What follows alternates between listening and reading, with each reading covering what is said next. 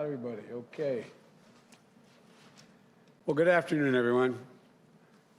Today, I'm pleased to announce nominations and staff for critical foreign policy and national security positions in my administration. It's a team that will keep our country and our people safe and secure. And it's a team that reflects the fact that America is back, ready to lead the world, not retreat from it, once again sit at the head of the table, ready to confront our adversaries and not reject our allies, ready to stand up for our values. In fact, in calls from world leaders that I've had, about 18 of them or 20 so far, I'm not sure the exact number, in the weeks since we won the election, I've been struck by how much they're looking forward to the United States reasserting its historic role as a global leader, both in the Pacific as well as the Atlantic, all across the world. The team meets this moment. This team behind me, they embody my core beliefs that America is strongest when it works with its allies. Collectively, this team has secured some of the most defining national security and diplomatic achievements in recent memory, made possible through decades of experience working with our partners. That's how we truly keep America safe, without engaging in needless military conflicts and our adversaries in check and terrorists at bay. And that's how we counter terrorism and extremism, control this pandemic and future ones, deal with the climate crisis, nuclear proliferation, cyber threats and emerging technologies that spread authoritarianism, and so much more. And while this team has unmatched experience and accomplishments, they also reflect the idea that we cannot meet these challenges with old thinking and unchanged habits. For example, we're going to have the first woman lead the intelligence community, the first Latino and immigrant to lead the Department of Homeland Security, and a groundbreaking diplomat at the United Nations. We're going to have a principal on the National Security Council whose full-time job is to fight climate change. For the first time ever, that will occur. And my national security team will be coordinated by one of the youngest national security advisors in decades. Experience and leadership, fresh thinking and perspective, and an unrelenting belief in the promise of America. I've long said that America leads not only by the example of our power, but by the power of our example. And I'm proud to put forward this incredible team that will lead by example. As Secretary of State, I nominate Tony Blinken. He's one of the better prepared for this job. No one's better prepared, in my view. He will be the Secretary of State who previously served in top roles on Capitol Hill, in the White House, and in the State Department. He delivered for the American people in each place. For example, leading our diplomatic efforts in the fight against ISIS, strengthening America's alliance and positions in the Asia-Pacific, guiding our responses to the global refugee crisis with compassion and determination. And he will rebuild morale and trust in the State Department, where his career in government began. And he starts off with the kind of relationships around the world that many of his predecessors have had to build over the years. I know. I've seen him in action. Tony's been one of my closest and most trusted advisors. I know him and his family, immigrants and refugees, a Holocaust survivor, who taught him to never take for granted the very idea of America as a place of possibilities. Possibilities. Tony is ready on day one. As Secretary for Homeland Security, I nominate Alejandro Mayorkas. This is one of the hardest jobs in government, a gigantic agency. The DHS Secretary needs to keep us safe from threats at home and from abroad. And it's the job that plays a critical role in fixing our broken immigration system. After years of chaos, dysfunction, and absolute cruelty at DHS, I'm proud to nominate an experienced leader who has been hailed by both Democrats and Republicans. Ali, as he goes by, is a former U.S. attorney, former director of U.S. Citizenship and Immigration Services, and a former DHS deputy secretary.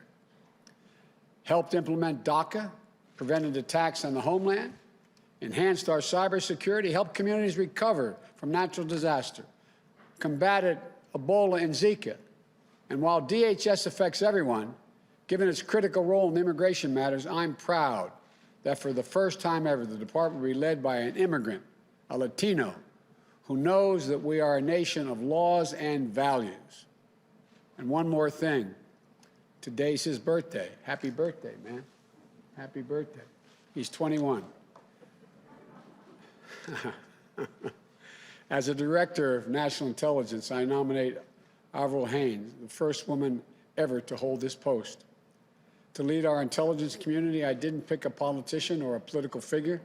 I picked a professional. She's eminently qualified.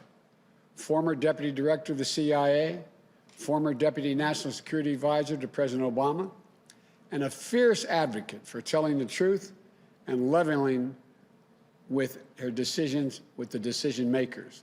Straight up. Nothing unnecessary. I know because I've worked with her for over a decade. Brilliant, humble, can talk literature and theoretical physics, fixing cars, flying planes, running a bookstore cafe, all in a single conversation because she's done all that. And above all, she gets word of a threat, if she gets word of a threat coming to our shores, like another pandemic or foreign interference in our elections, she will not stop raising alarms until the right people take action. People will be able to take her word because she always calls it as she sees it. I believe we are safer with Avril on the watch. I think she can make a great contribution. And as United States Ambassador to the United Nations, I nominate Linda Thomas Greenfield, a seasoned and distinguished diplomat with 35 years in the Foreign Service who never forgot where she came from, growing up in segregated Louisiana. The eldest of 8, her dad couldn't read or write, but she says he was the smartest person she knew. First in her family to graduate from high school, then college, with the whole world literally ahead of her, as her dad and mom taught her to believe. Post in Switzerland, Pakistan, Kenya, the Gambia, Nigeria, Jamaica, Liberia, where she was known as the People's Ambassador. Willing to meet with anyone, an ambassador, a student, working people struggling to get by, and always treating them with the same level of dignity and respect. She was our top State Department official in charge of African policy during the Ebola crisis. She received overwhelming support from her fellow career Foreign Service officers, and she'll be a cabinet status because I want to hear her voice on all the major foreign policy discussions we have. And my national security advisor, I choose Jake Sullivan. He's once-in-a-generation intellect with experience and temperament for one of the toughest jobs in the world. When I was vice president, he served as my national security advisor. He was a top advisor to Secretary of State Clinton. He helped lead the early negotiations that led to the Iran nuclear deal. He helped broker the Gaza ceasefire in 2012, played a key role in Asian-Pacific rebalance in our administration. And in this campaign for the presidency, he served as one of my most trusted advisors on both foreign and domestic policy, including helping me develop our COVID-19 strategy.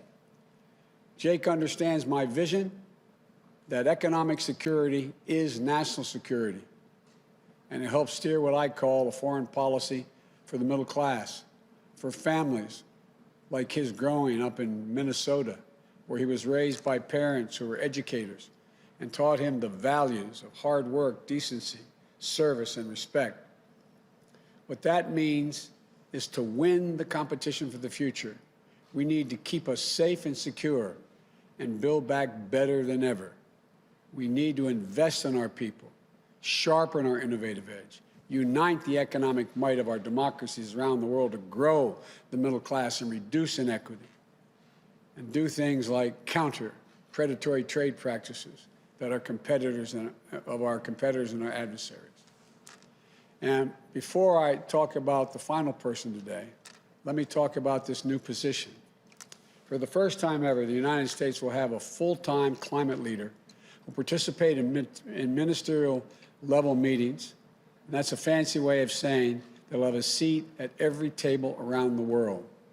For the first time ever, there will be a principal on the National Security Council who can make sure climate change is on the agenda in the Situation Room. For the first time ever, we will have a presidential envoy on climate. He will be matched with high-level White House climate policy coordinator and policy-making structure to be announced in December. And that'll lead efforts here in the United States to combat the climate crisis, mobilize action to meet the existential threat that we face. Let me be clear.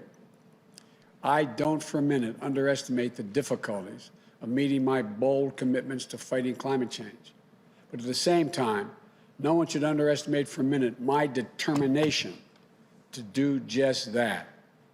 And as for the man himself, if I had a former Secretary of State who helped negotiate the Paris Climate Accord, or a former presidential nominee, or a former leading senator, or the head of a major climate organization for the job, they would show my commitment to the United States and the whole world. The fact that I picked the one person who is all of these things speaks unambiguously to my commitment. The world will know that with one of my closest friends, John Kerry, he's speaking for America on one of the most pressing threats of our time. No one I trust more. To this team, I thank them for accepting this call to service. And for their families, I thank you all for your sacrifice. You know, we could not do this without you, in my view. Together, these public servants will restore America globally, its global leadership, and its moral leadership, and will ensure that our service members, diplomats, and intelligence professionals can do their job free of politics. They'll not only repair, they'll also reimagine American foreign policy and national security for the next generation. And they'll tell me what I need to know, not what I want to know, what I need to know. To the American people, this team will make us proud to be Americans. And as more states certify the results of this election, there's progress to wrap up our victory. You know, I'm pleased to have received the ascertainment from GSA to carry out a smooth and peaceful transition of power, so our teams can prepare to meet the challenges at hand, to control the pandemic, to build back better, and to protect the safety and security of the American people. And to the United States Senate, I hope these outstanding nominees received a prompt hearing and that we can work across the aisle in good faith to move forward for the country. Let's begin that work to heal and unite America as well as the world. I want to thank you all. May God bless you. May God protect our troops. And now I turn this over, this new team, starting with our next Secretary of State, Tony Blinken. Get my mask here, Tony, so I don't get in trouble. And we're going to clean off the podium.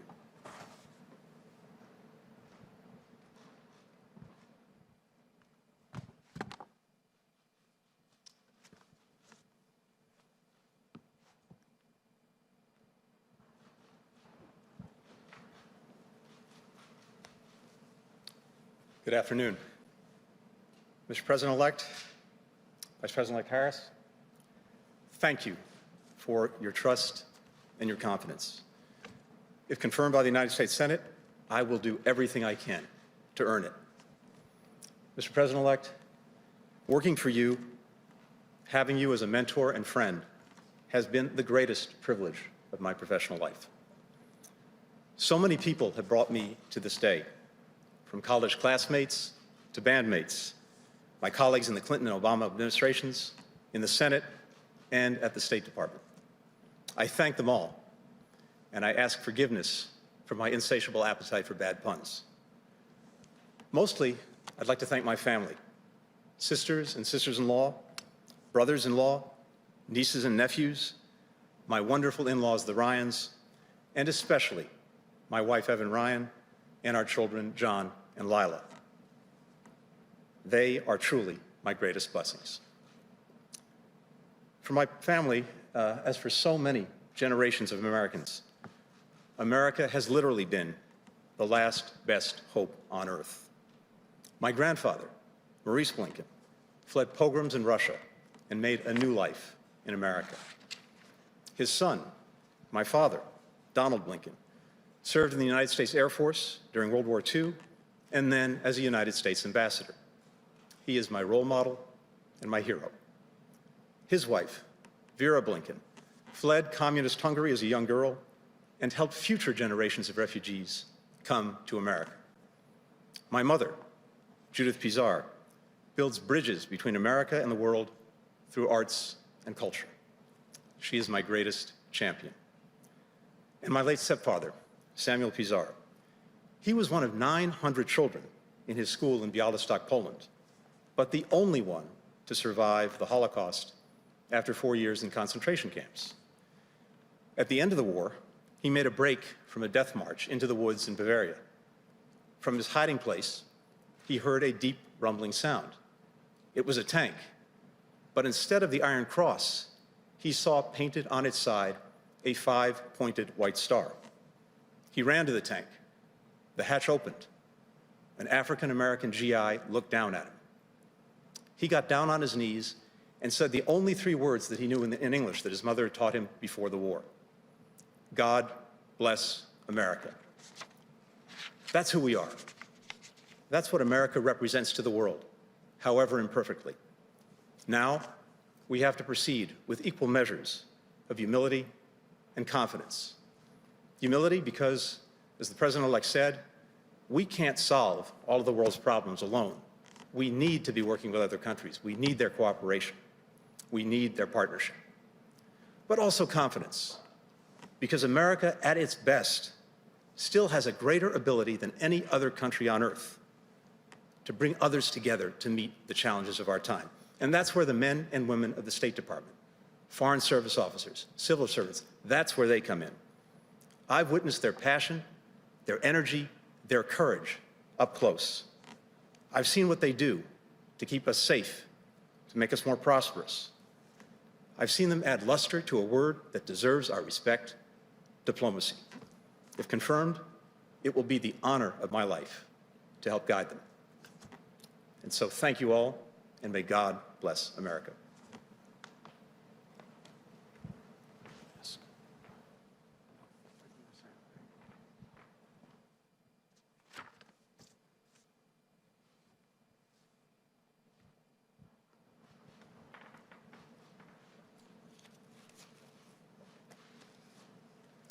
Good afternoon, Mr. President-elect, Madam Vice President-elect. Thank you for placing your trust in me to lead the Department of Homeland Security. Thank you for the privilege of returning, with the consent of the Senate, to government service as a member of your administration. It is the honor of a lifetime. The Department of Homeland Security has a noble mission to help keep us safe and to advance our proud history as a country of welcome. There are more than 240,000 career employees who selflessly dedicate their talent and energy to this mission. Many risk their lives in doing so. I would be honored to return to the department and support these dedicated public servants in fulfilling their responsibilities and realizing our country's greatest hopes, all in partnership with the communities we serve. For 12 years, I had the privilege to stand in a federal courtroom and announce Alejandro Mayorkas on behalf of the United States of America. The words, "on behalf of the United States of America," meant everything to me and to my parents, whom I think of today and every day. My father and mother brought me to this country to escape communism. They cherished our democracy and were intensely proud to become United States citizens, as was I.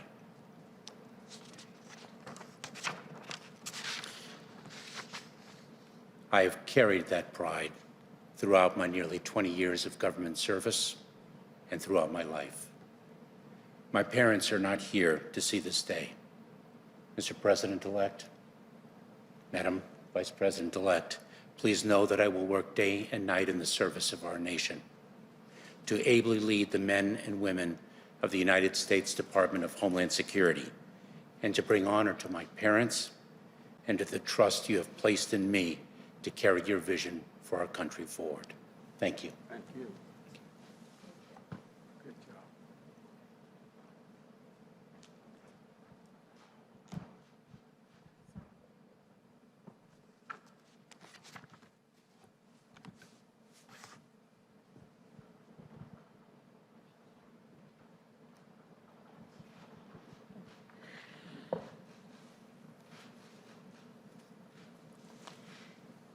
Mr. President-elect, Madam Vice President-elect, I am grateful and even more so humbled by the trust that you placed in me for this role.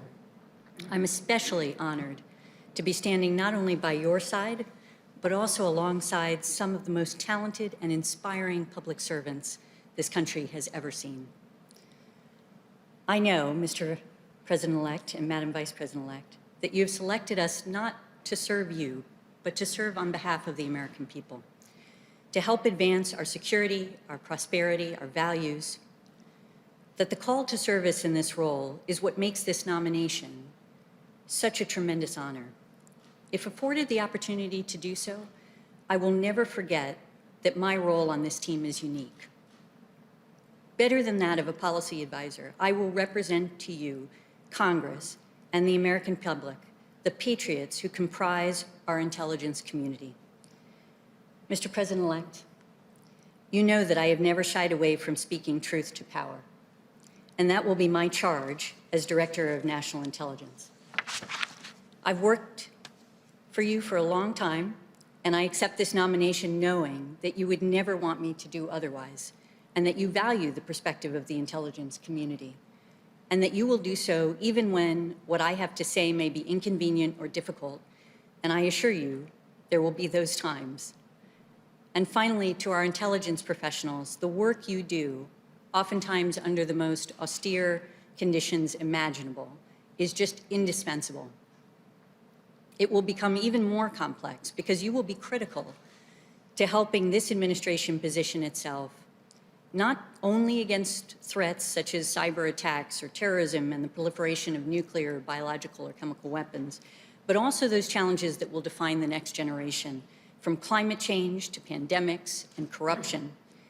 And it would be the honor of a lifetime to be able to work alongside you once again to take these challenges on together. Thank you so much. Thank you.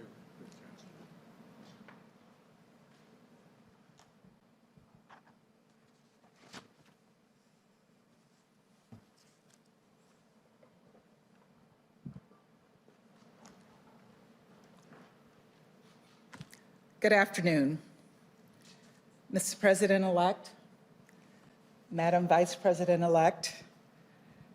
I'm humbled and honored by the trust that you have placed in me to become a member of your cabinet as ambassador to the United Nations.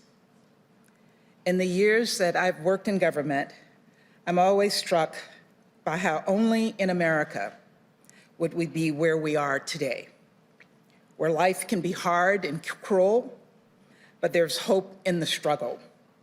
There's promise in our dreams, where you learn to believe in yourself and that anything is possible. Like both of you, I learned from my family. Mr. President-elect, thank you for those generous words that you said about me. My parents had very little back in Louisiana where I grew up, but they gave me and my siblings everything they had. And I know how proud they would be of this day. On this day, I'm also missing my mentor, Ambassador Ed Perkins, who served as the U.S. Ambassador to the United Nations under President George H.W. Bush and President Clinton, and who was also from Louisiana. He told me constantly, Linda, don't undersell yourself. And he would always do everything possible to lift me up. He passed away last week, but I know he's here with us today. And on this day, I'm thinking about the American people, my fellow career diplomats and public servants around the world. I want to say to you, America is back. Multilateralism is back. Diplomacy is back. Mr. President-elect, I've often heard you say how all politics is personal, and that's how you build relationships of trust and bridge disagreements and find common ground. And in my 35 years in the Foreign Service across 4 continents, I put a Cajun spin on it. I called it gumbo diplomacy. Wherever I was posted around the world, I'd invite people of different backgrounds and beliefs to help me make a roux and chop onions for the Holy Trinity and make homemade gumbo. It was my way of breaking down barriers, connecting with people, and starting to see each other on a human level. A bit of lagniappe is what we say in Louisiana. That's the charge in front of us today. The challenges we face, a global pandemic, the global economy, the global climate change crisis, mass migration and extreme poverty, social justice, are unrelenting and interconnected, but they're not unresolvable if America is leading the way. Thank you. Thank you.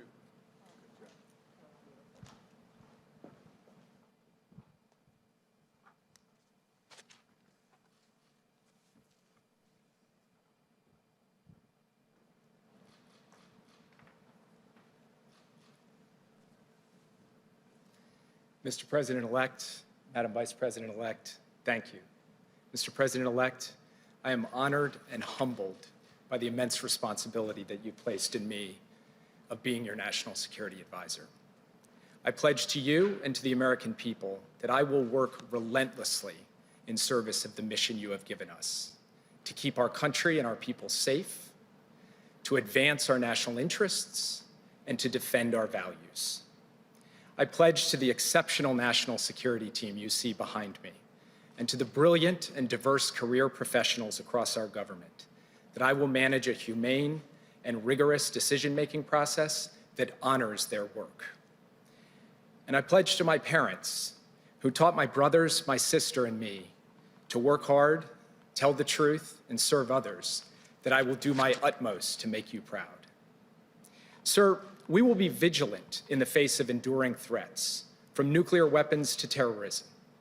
But you have also tasked us with reimagining our national security for the unprecedented combination of crises we face at home and abroad: the pandemic, the economic crisis, the climate crisis, technological disruption, threats to democracy, racial injustice, and inequality in all forms. The work of the team behind me today will contribute to progress across all of these fronts. You have also tasked us with putting people at the center of our foreign policy. You've told us that the alliances we rebuild, the institutions we lead, the agreements we sign, all of them should be judged by a basic question: will this make life better, easier, safer for families across this country? Our foreign policy has to deliver for these families. And perhaps most importantly, you've tasked us with helping unite America, as you said in your remarks, through our work, to pull people together to tackle big challenges. My wife, Maggie, the love of my life and my partner in all things, served as a senior advisor to Senator John McCain. She and I shared this commitment to common ground deep in our bones. To the American people, I had the honor of serving as Joe Biden's national security advisor when he was vice president. I learned a lot, about diplomacy, about strategy, about policy, but most importantly, about human nature. I watched him pair strength and resolve with humanity and empathy. That is the person America elected, and that is also America at its best. So, Mr. President-elect, thank you for giving this kid from the heartland an extraordinary opportunity to serve the country I love.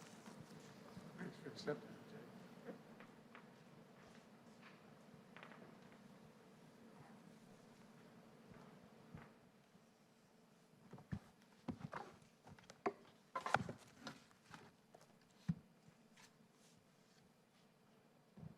He needs a stool, doesn't he?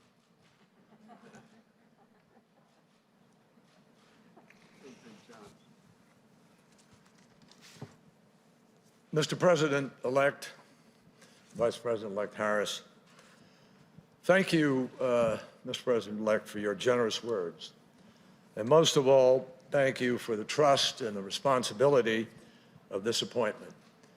I will do all in my power to live up to your expectations and to this moment for our country and for the world. And I begin by thanking my family for empowering me and encouraging me to take this task on.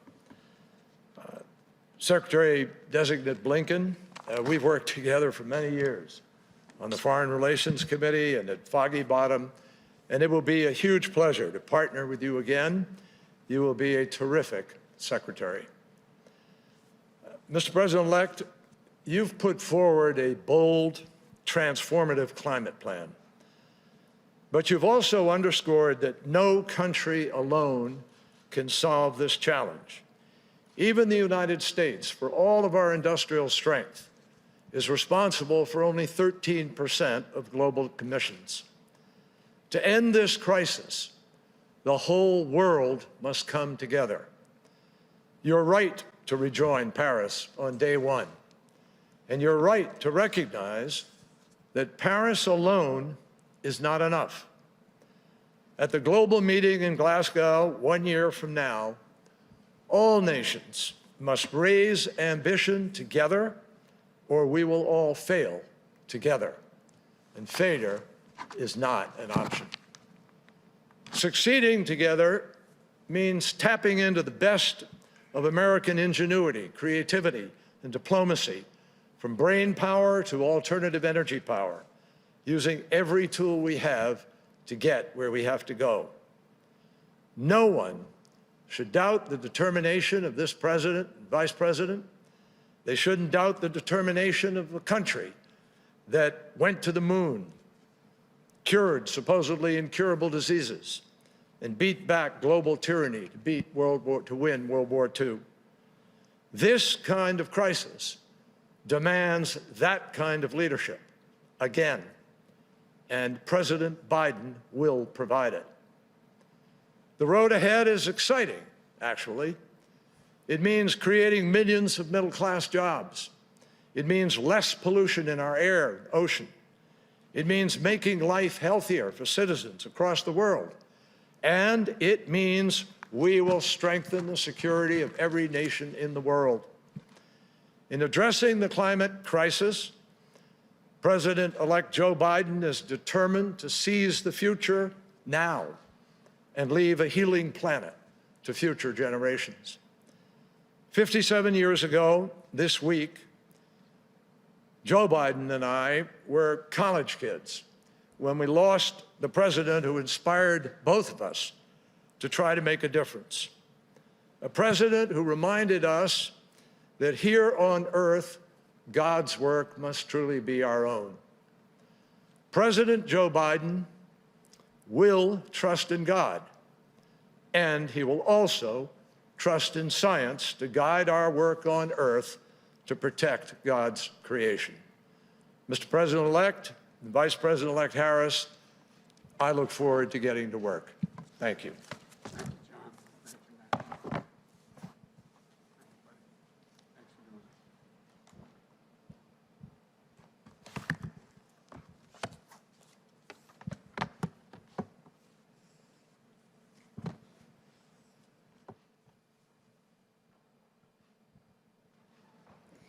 Thank you, Secretary Kerry. And congratulations, Mr. President-elect, on bringing together this extraordinary team. I have always believed in the nobility of public service, and these Americans embody it. Their lives and careers are a testament to the dedication, sacrifice, and commitment to civic responsibility that have strengthened our democracy and kept America's promise alive for more than 200 years. President-elect Biden and I have long known that when we were elected, we would inherit a series of unprecedented challenges upon walking into the White House. Addressing these challenges starts with getting this pandemic under control, opening our economy responsibly, and making sure it works for working people.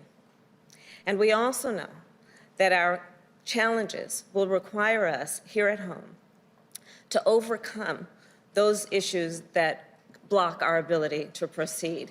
Our challenge here is a necessary foundation for restoring and advancing our leadership around the world. And we are ready for that work. We will need to reassemble and renew America's alliances, rebuild and strengthen the national security and foreign policy institutions that keep us safe and advance our nation's interests, and confront and combat the existential threat of climate change that endangers us all. I take these issues very seriously. My whole career has been about keeping people safe, from serving as district attorney to California's attorney general to the United States Senate, where I have served on the Intelligence and Homeland Security committees. I have come to know firsthand the gravity of the challenges and threats facing the United States. And over the past few months, I have also come to know the sound judgment, expertise, and character of the people on this stage. I can say with confidence that they are, to a person, the right women and men for these critical positions. And I look forward to working alongside them on behalf of the American people and on behalf of a president who will ask tough questions, demand that we be guided by facts, and expect our team to speak the truth, no matter what.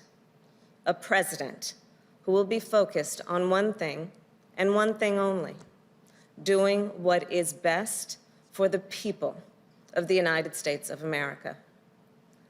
When Joe asked me to be his running mate, he told me about his commitment to making sure we selected a cabinet that looks like America, that reflects the best of our nation. And that's what we have done.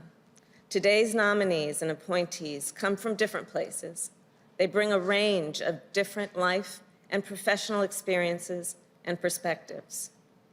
And they also share something else in common: an unwavering belief in America's ideals, an unshakable commitment to democracy, human rights, and the rule of law. And they understand the indispensable role of America's leadership in the world. These women and men are patriots and public servants to their core. And they are leaders, the leaders we need to meet the challenges of this moment and those that lie ahead. Thank you. Thank all of you for accepting. We appreciate it. Thank you.